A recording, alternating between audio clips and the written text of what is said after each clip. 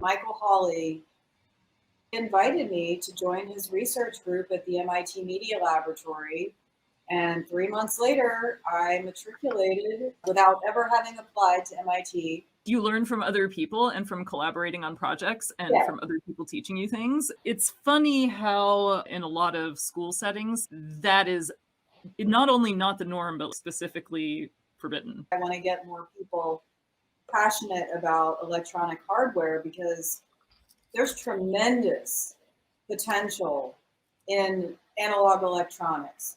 Somebody is putting together a core RAM board. I believe you have to actually wire the ferrites yourself and make the lattice yourself on the board. And I'm just like, ooh, core memory. At the basis, reality is just vibrating energy.